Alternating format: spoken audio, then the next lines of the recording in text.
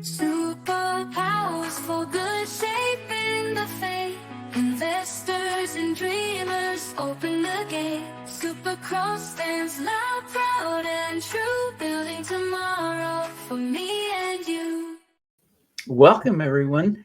I am really excited today because we've got kind of a special, unusual, rare treat. Today is World Polio Day, and our guest is Carol Pandak. She is the Rotary International executive responsible for the Polio Plus program. Carol, welcome to the show. Thanks for having me, Devin. We're just thrilled to have you. I'm a proud Rotarian and have been for many years now, and I'm so excited about the work that Rotary has been doing to eradicate polio. Of course, I remember one of my first engagements, my first sort of press activities with involving Rotary was a trip to Ethiopia. And at the time, no, it was the trip to India was first. India was first. And at the time, it was early 2014, and we were celebrating the end of polio in India. And a lot of us thought that would be the last place on earth that polio is ever eradicated. And yet it beat Afghanistan and Pakistan, which remain the only two countries where it's endemic. But I remember thinking at the time, in 5 years, it'll be all done. And now it's been 10. How do you think about the commitment required, the time remaining, the process? This is a big project. It is a big project, and I remember that moment well. In fact, I was in India when the celebration of that entire Southeast Asia region was being certified polio free, and it's certainly very exciting. And it was amazing because during one national immunization day for polio, they're immunizing over a 5-day period. It was like 172 million children. And so the numbers were staggering. And the fact that India achieved the goal is really it's a proof point that we can indeed eradicate polio in some of the most difficult places. But, there are still children that are being paralyzed by polio and wild poliovirus in Afghanistan and Pakistan. And for Rotary, as the organization that first had the vision of a polio-free world, we actually did our first campaign in 1979 in the Philippines. Where our thinking is that we made a promise to the children of the world, and that as Rotary members and as a community that has made a commitment to children, we live up to those commitments. And so we are in it until every child is protected from polio. And one of the things that's diseases are different. They're all different, right? In their nature and how they're communicated. It's difficult in some ways to imagine eradicating some diseases entirely, like cancer and heart disease. What makes polio different? Why can we eradicate polio? Why is that possible?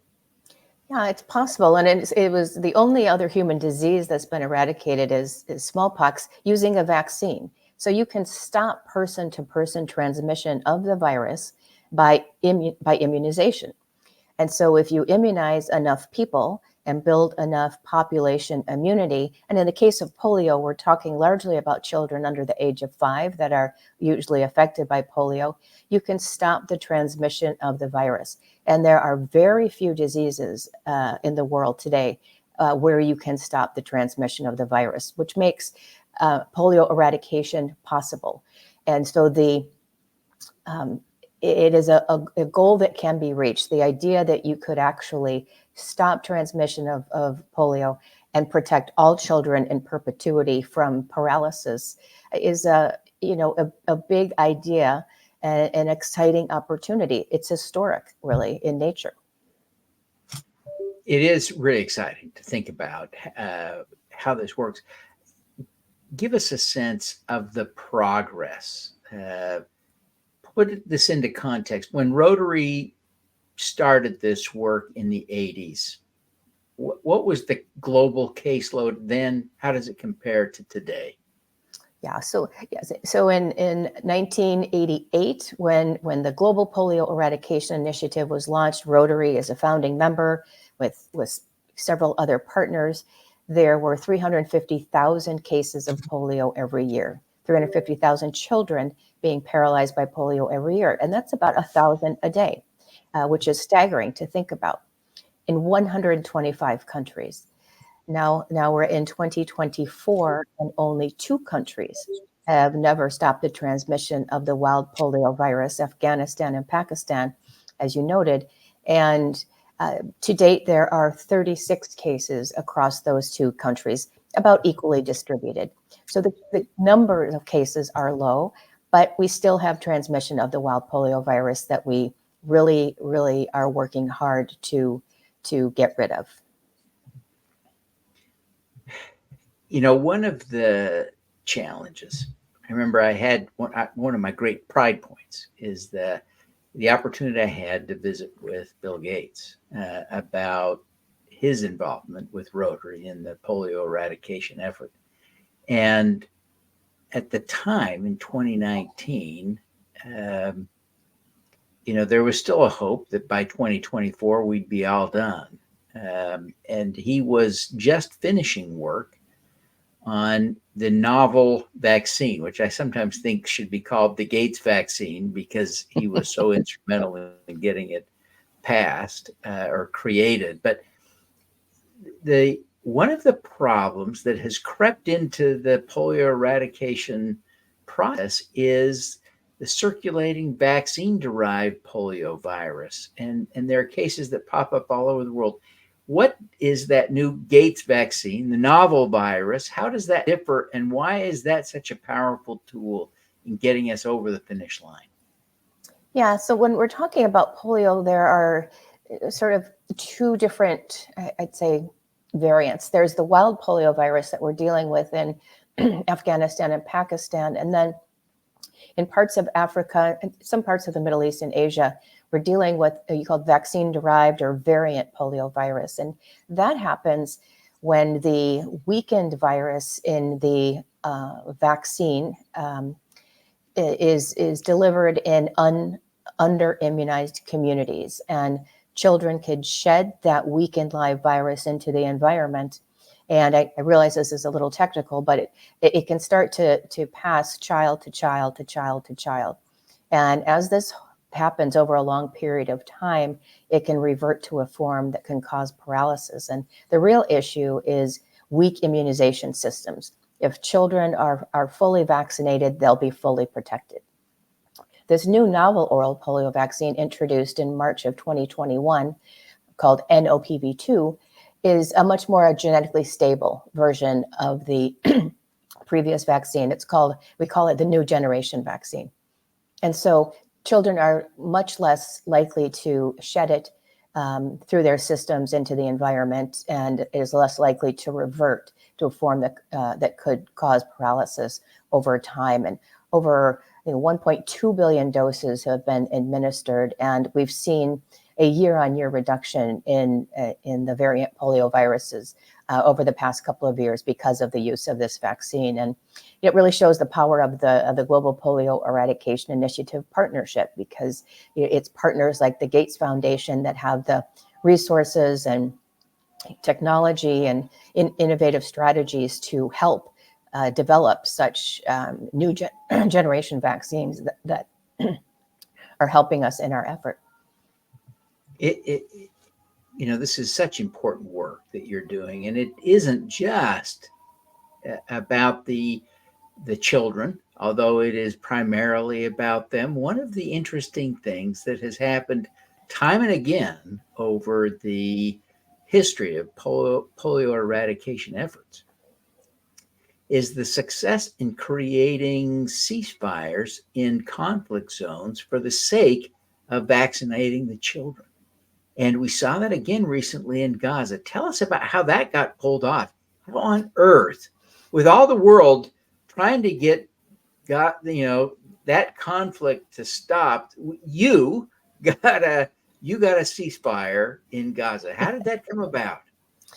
Well, Gaza, the conflict right in Gaza has really garnered the attention of the international community. And I really have to credit our partners, WHO and UNICEF, another UN agency on the ground in Gaza, for kind of brokering this deal. And it was supported by the international community. And the parameters of the ceasefire, what was acceptable to both sides, how it was going to work.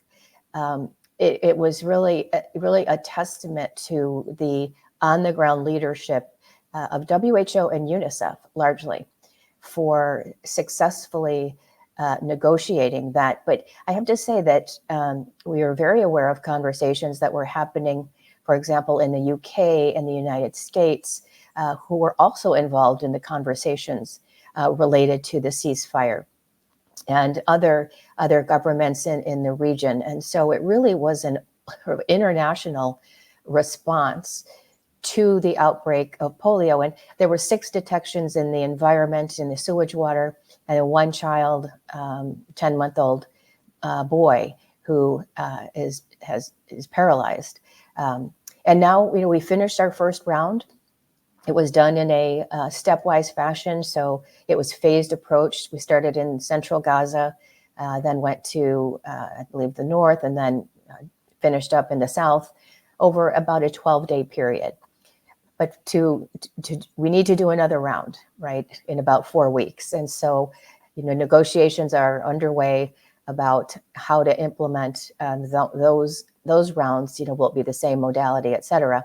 And I'm very proud to say that Rotary invested $500,000 in the response, as did the United Arab Emirates, invested some funds, and Switzerland. So there were a handful of donors, but Rotary definitely directly supported that response.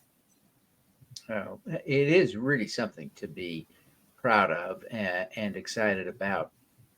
And I will say, Devin, I'll just add that 560,000 children under the age of 10 were immunized. And that was really close to the target population.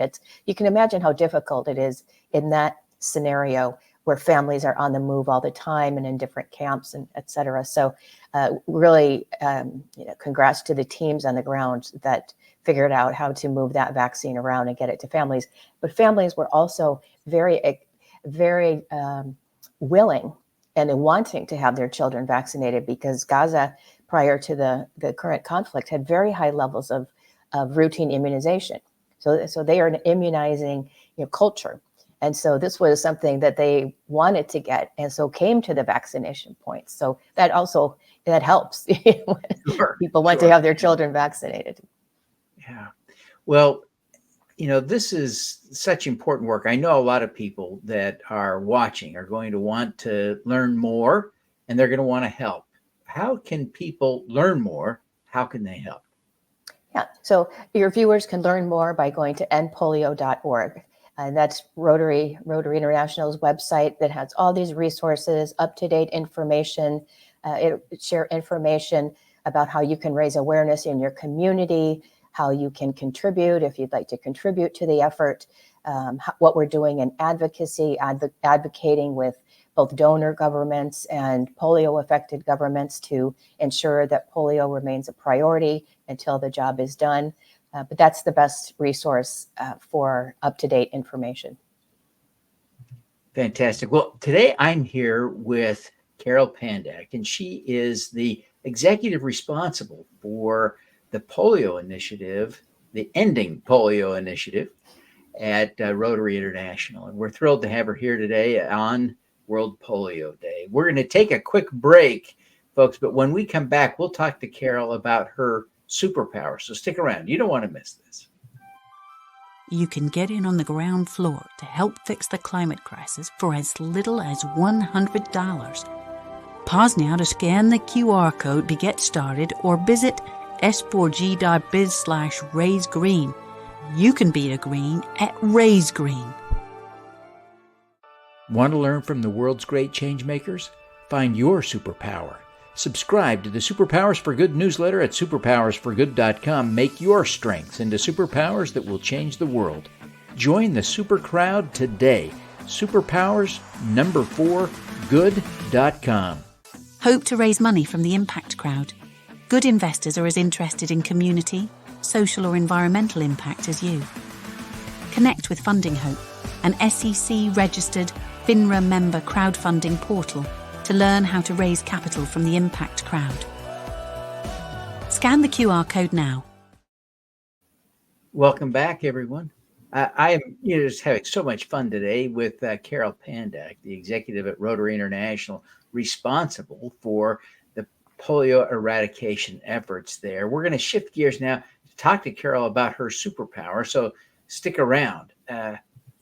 Carol, you really are quite genuinely a remarkable human being, and you have a primary role in working with world leaders on the eradication of polio. And this will be only the second disease ever in human history to be eradicated. And, you know, we're on the cusp.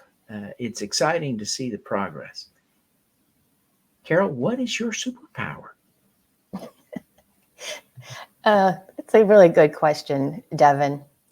You know, I think my superpower is I believe in hard work and persistence.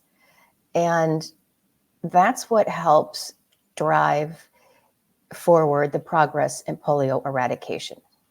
I think you have to be able to believe in what you're doing, totally, and that it's achievable. And so I am so honored and privileged to be part of this global effort to eradicate polio.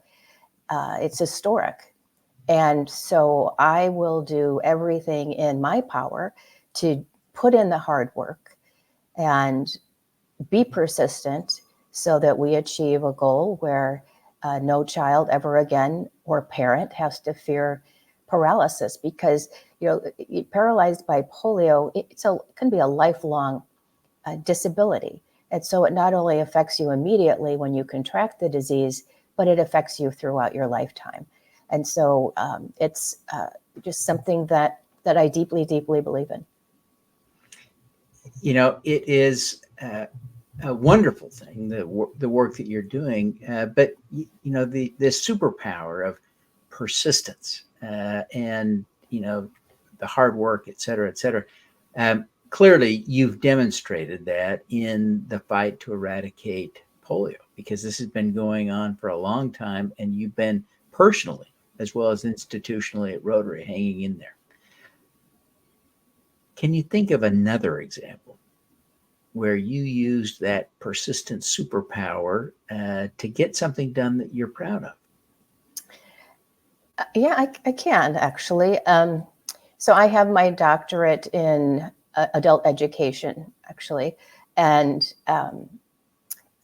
I was studying in continuing professional education, and I sort of changed course midway, which is something to do that while you're doing your dissertation and you've already chosen your dissertation committee, et cetera, is not something that you're necessarily encouraged to do.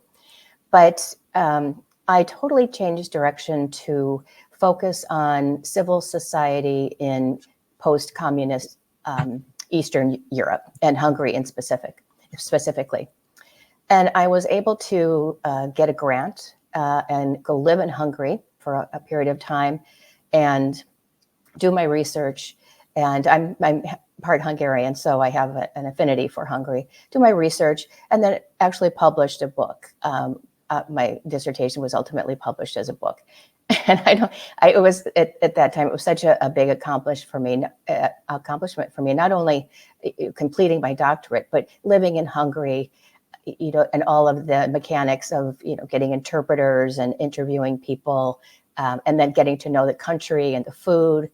It was just really it kind of a dream. So I think that's where another area where I've really applied that, you know, put in the hard work and the results will come. That's a great example of what you're talking about. Now, all of us need to learn to be more persistent, because we tend to persist sometimes in the easy things and fail to persist, fail to keep at the hard things that are sometimes the most important. How can we learn to channel our inner Carol and be more persistent? It was interesting. One of my colleagues said to me today, she was sort of looking at some of the challenges that we have, and we have some challenges and to overcome in order to finally achieve the goal of a polio-free world. And she asked me that question. She said, "Oh, you've been doing this for quite some time. How do you face so many challenges over time?" And because I said, "Don't be disheartened," because the lesson learned in polio eradication is that we have faced challenges over the years in many different settings, in conflict settings, in areas with extremely poor sanitation, in areas where policy decisions have been made to stop vaccinating for a particular reason. And we've been able to, really just focus and continue to have the hard conversations and listen to what people are saying, and then figure out strategies to address these challenges, and have progressed to where we are today with very few cases of poliovirus in the world. And so I think if you stick to it and you see results, you're more likely to stick to it for a little bit longer, because you have the confidence and experience that you are able to find solutions to the challenges that face you. That's fantastic. As you think about the persistence required for the polio eradication effort specifically, I go back to this 2014 situation where, quite frankly, no one at the table I talked to thought we would still be working on polio eradication in 2014. When Rotary first launched the effort, they hoped to celebrate the eradication of polio with the Rotary Centennial in 2004. And that was 20 years ago. So how do we stay with this? What is the message you would give Rotarians and others who want to support this effort to eradicate polio? And now it's 2024 and we're still at it. I guess my message would be, making history is hard. These are, what is it? Jim Miller, I think his name is, the author, big, hairy, audacious goals. And we and our partners in the Global Polio Eradication Initiative, and actually the world, because the World Health Assembly adopted the resolution, the body of the World Health Organization adopted the resolution to eradicate polio. So it's a global goal. And so, and I think it's interesting that Canada, as a government, just on September 20th at a Rotary event, committed Canadian $151 million to polio eradication, to ensure that activities, along with other governments and Rotary and the Gates Foundation, but it's a sign of their confidence in the ability to achieve the goal. So I think, everybody is still on board with polio eradication. And I think because they see that there is a path to zero, and it is persistence that will get us there. Oh, that's fantastic. Well, listen, as we wrap up here, take a minute and tell people, again, remind people where they can go to learn more about polio eradication. And people want to connect with you. They want to follow you on social media, et cetera, et cetera. What's the best way to connect? What's the best way to follow? Go on my Twitter account, Carol Pandak, and you can follow me there. And also go to endpolio.org for the resources that will help to raise awareness about where we are in the global effort and the opportunity to be a part of history. because this is an opportunity for every Rotary member, but also the viewers at large to be part of history by being part of this campaign. Well, Carol, thank you so much for taking the time to be with us today. I'm just thrilled to hear the updates on polio eradication. I want to wish you every success. My good golly, more than anybody, I want to see you succeed in this great, important work. Thank you so much. Thanks, Devin. It's been great to talk with you. All righty. Now let's do some good.